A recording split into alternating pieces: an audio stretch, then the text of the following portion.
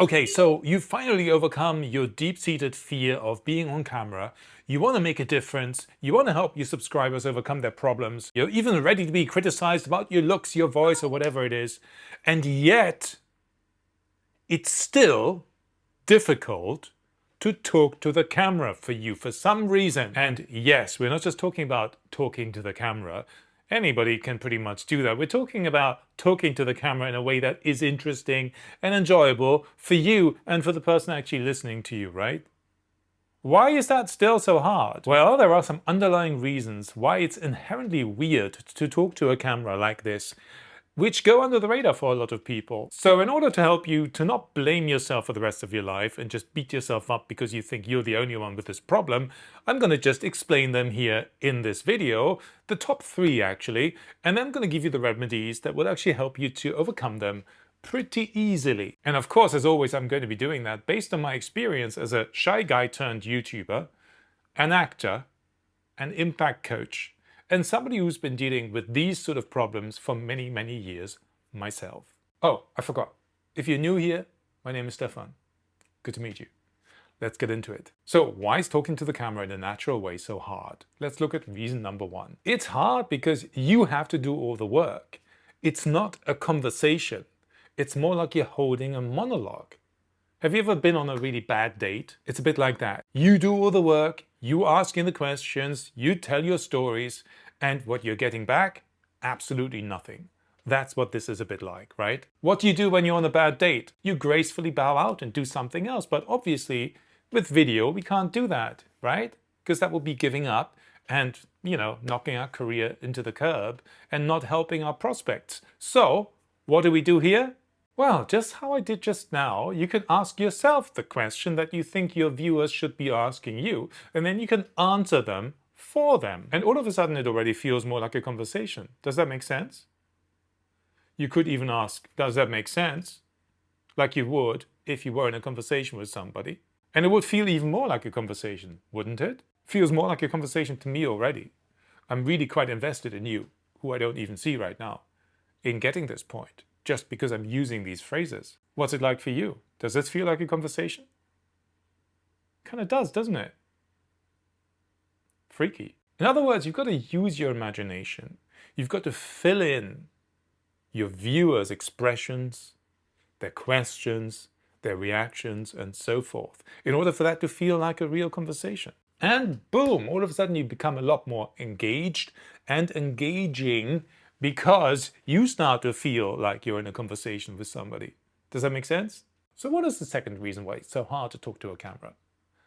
Well, it is a camera.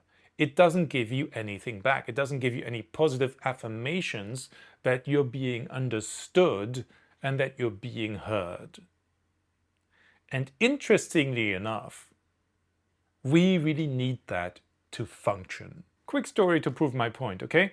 I facilitated a lot of communication skills trainings. And one of the easiest and most interesting exercises you can get people to do to understand this point and realize how much we need positive feedback is to split people up into pairs and get the one person to talk about their last holiday. And then you secretly instruct the other person to give them absolutely no indication that they're interested in what they're talking about, the other one, yeah? Guess what happens to the person telling their story? They start off enthusiastically, oh, I went to Thailand, where I am right now. That's why the lighting is so dramatic, because I don't have my lighting with me. I went to Thailand, had this amazing time. And then after about 3 sentences, they look up and they see the face of the other person, which gives them nothing. And they lose their thread. They start to become stupid. They lose their excitement. They get very insecure. And they usually end up stumbling through the rest of their bits and basically give up after a while. In a normal conversation, we rely on all the, yeah, on the facial expressions, on the little, oh, that makes sense, all of that stuff. And if you don't get any of that, it's really disconcerting and really uncomfortable to keep talking. And that's why so many of us look so dead when we get going shooting videos and talking to a camera. Because we're not reacting to anything. Because nothing is there. What's the remedy for this one? Well, all the points that I already mentioned as the remedy for the first point, right? However, there is something extra that you need to do. Ideally, you want to develop a certain level of delusion. A delusion that you're an interesting person, that you have a lot of things to offer, that the information that you're spewing on camera is going to completely change the right person's life that's watching this. And it's going to be really blowing their mind, and it's going to help them. For example, in this case, I have this delusion that when you watch this video, you will overcome these challenges that you may not even have been consciously aware of, and make amazing videos and then tell me about it afterwards, right? So I just have to believe that, otherwise I can just as well give up from the beginning. So becoming delusional about how interesting you are is very helpful, and that's why some of these overconfident influencers with 50 million followers who don't necessarily say something interesting sometimes, but because they're so confident in it, they come across like they have something really interesting to say. For some of us, we need to work a little bit harder on that. So if delusional is going to be hard for you, the remedy for the third challenge is going to help you with this as well. So stay tuned to the end of the video. Let's talk about the last underlying problem why talking to a camera is pretty hard. It is pretty hard because you don't know exactly enough who you're talking to. Now, I've said in another video, you shouldn't even be talking to a camera, and we get that logically, right?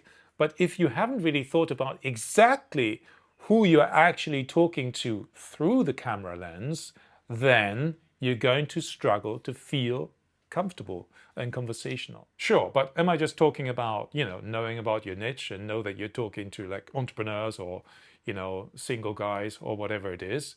No, it goes a lot beyond that. Do you know their hidden fears and traumas? Do you know your ideal client's biggest challenges, their hidden dreams, the kind of things they don't even dare to admit to themselves consciously that they actually want? Do you have those things in your mind when you talk to the camera? Have you rolled all that into one person in your mind, into an avatar, for example? Have you given it a name and turned it into something that you can relate to? Sometimes people do it, but they don't really start to feel anything about it. Have you thought about your feelings and your relationship with that avatar, with that person that you are ideally speaking to? How do you feel about them? What's your relationship? Now, those are the crucial questions that make you get very focused on who's beyond that lens. The added benefit of this is as well that it takes self-consciousness away from you, because you're starting to be so focused over there, inside, there, in your head, rather than in mine, that you are just using everything you can to get across what you need to get across, to get the other person to really truly do what you want them to do. But this comes through preparation and really thinking about in depth who they are, what's really going on, and what you really want them to do. If you want to get anybody to do anything, the more you know that person, the more chances you have of influencing them in the right way, finding the right words to talk to them, getting them on board, getting them bought in, and getting them inspired to do something. The more you know a person, the more easily you can do that. With a complete stranger, it's pretty challenging. And the same applies here. Of course, this is a lot more natural. So really, it is important to take it to the next level. So get ultra clear about who you're talking to. Look, you can do a lot more magic with that. You can substitute people with the right kind of people and all of that. It's all worth exploring, but not in this video. But for now, follow these 3 steps, and your ability to reach out through the camera lens to your ideal audience is already going to be improved. I don't want to give a percentage, but a lot. Now, if this was a nice start to get you a little bit inspired about going deeper and understanding some of these things and looking at the remedies and starting to take action, and you want to accelerate your progress there, and you want a little bit more personal help from me, it might be worth exploring coaching with me. So for that, you might want to go to this link and check out what's on my website there that will help you to maybe access that. In the meantime, let me know what you thought of this video, if this was helpful, what your stories are with this, and we speak soon.